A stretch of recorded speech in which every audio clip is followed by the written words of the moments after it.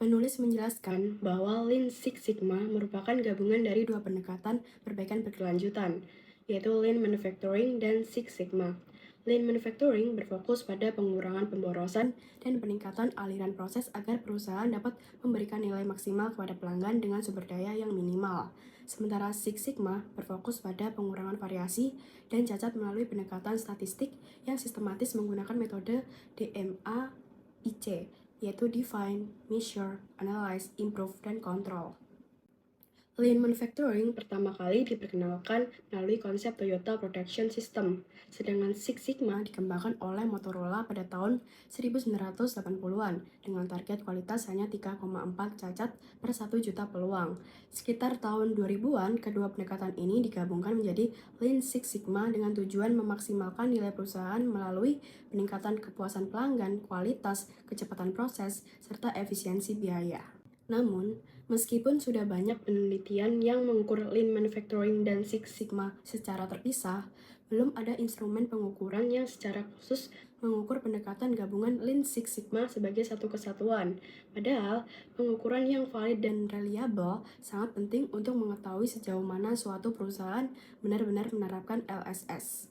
Oleh karena itu, penelitian ini bertujuan untuk mengembangkan dan memvalidasi instrumen pengukuran Lean Six Sigma, khususnya dalam industri makanan. Industri makanan dipilih karena memiliki karakteristik unik, seperti tuntutan keamanan pangan, kualitas tinggi, serta tekanan dari pelanggan dan retailer besar. Selain itu, masih sedikit penelitian mengenai implementasi Lean Manufacturing dan Six Sigma di sektor ini.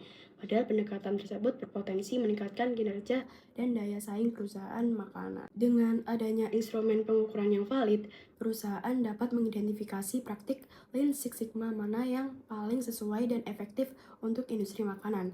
Hasil penelitian ini juga diharapkan dapat menjadi model bagi sektor industri lain dengan karakteristik yang berbeda. Pernahkah Anda mendengar tentang Lean Six Sigma? Berdasarkan jurnal penelitian Costa dan kawan-kawan, Lean Six Sigma atau LSS adalah sebuah inisiatif hibrida.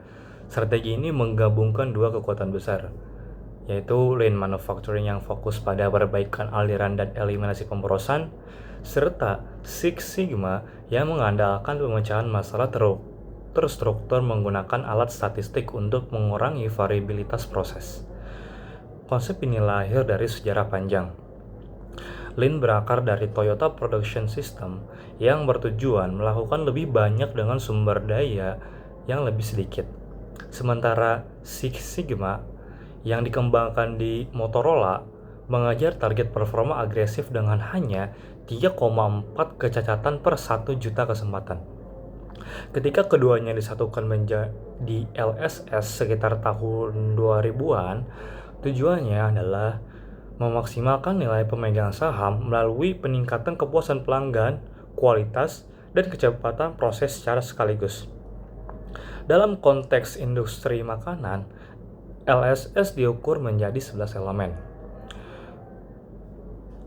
Pertama, faktor eksternal, melibatkan kolaborasi erat dengan pemasok dan fokus mendalam pada kebutuhan pelanggan.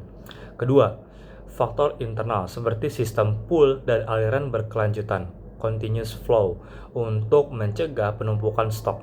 Selain itu, penting juga adanya perawatan mesin yang terencana, keterlibatan aktif karyawan di lantai produksi, serta penggunaan statistical process control untuk menjamin produk bebas cacat. Uniknya, LSS menggunakan struktur peran yang hierarkis.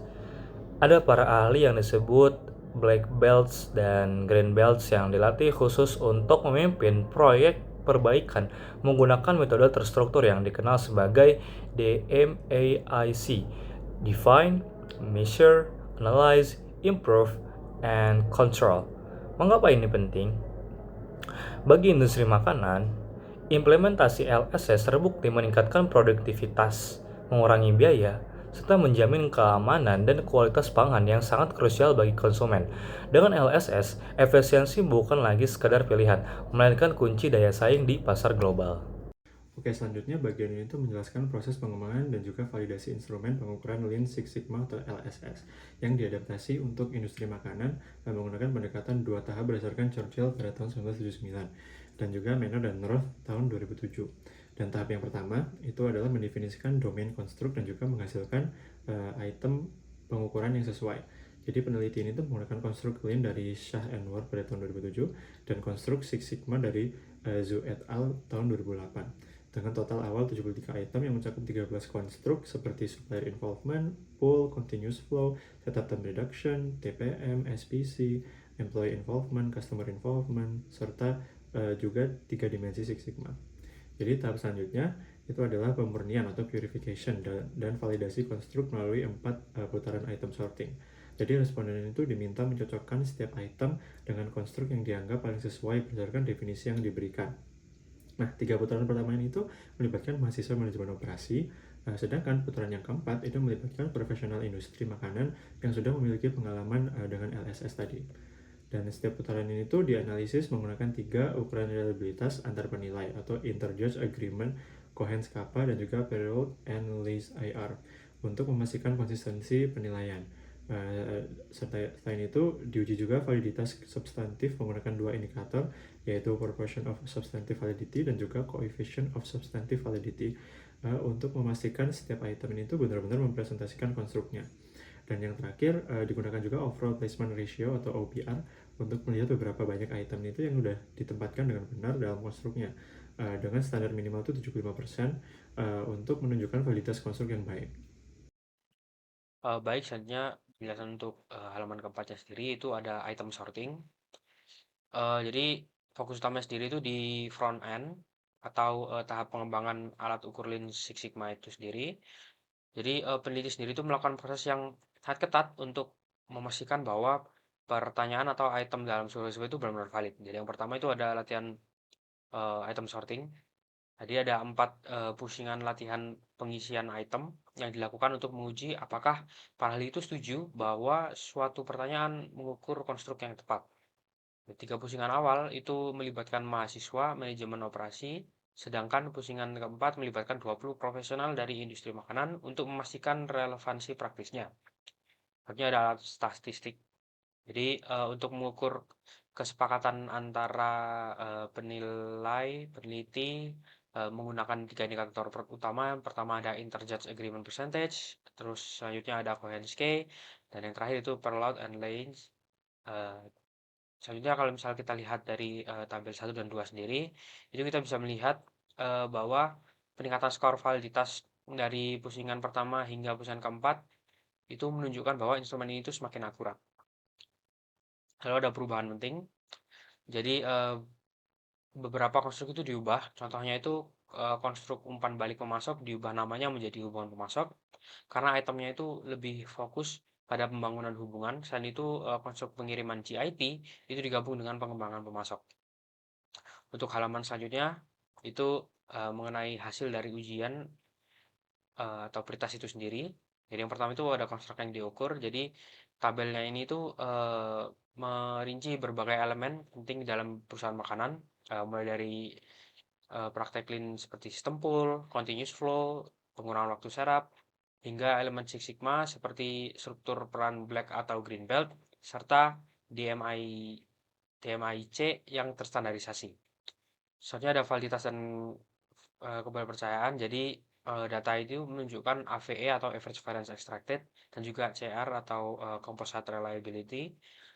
Untuk nilai AVE-nya sendiri itu berada di atas 0,5 dan Composite Reliability-nya itu di atas 0,7 yang menandakan bahwa instrumen ini itu memiliki keandalan yang tinggi untuk digunakan dalam penelitian skala besar. Soalnya untuk penyaringan item sendiri, jadi salah satu hal yang penting itu kalau misal peneliti itu melakukan eliminasi terhadap beberapa pertanyaan yang memiliki performa statistik rendah selama pemurnian. Hal ini dilakukan untuk memastikan bahwa survei final itu hanya berisi pertanyaan-pertanyaan yang paling kuat dan relevan dalam mengukur keberhasilan Lean Six Sigma di industri makanan. Penelitian ini berhasil menyusun sekumpulan kriteria atau indikator yang valid untuk mengukur sejauh mana sebuah perusahaan makanan telah menerapkan metode Lean Six Sigma. Indikator ini mencakup berbagai aspek penting, mulai dari hubungan dengan pemasok, keterlibatan pelanggan, hingga efisiensi di dalam pabrik itu sendiri. Misalnya dalam hal hubungan dengan pemasok, perusahaan dinilai dari seberapa sering mereka berkomunikasi dan bekerja sama untuk memastikan pengiriman bahan baku tepat waktu. Sementara itu, dari sisi pelanggan, perusahaan dilihat dari bagaimana mereka menerima masukan terkait kualitas produk dan melibatkan pelanggan dalam pengembangan produk baru di masa depan. Nah, selain hubungan eksternal, fokus utama juga diberikan pada perbaikan proses internal pabrik untuk mengurangi pemborosan dan meningkatkan kualitas. Pengukuran ini mencakup sistem pull atau memproduksi barang hanya sesuai permintaan, kelancaran aliran produksi, serta keterlibatan karyawan dalam tim pemecahan masalah. Dokumen ini juga menekankan pentingnya struktur peran dalam Six Sigma seperti tingkatan Black Belt atau Green Belt dan penggunaan data statistik untuk memantau kinerja. Berdasarkan data yang dikumpulkan dari banyak perusahaan, indikator-indikator ini terbukti konsisten dan dapat dipercaya untuk memetakan kekuatan serta kelemahan operasional dalam industri makanan.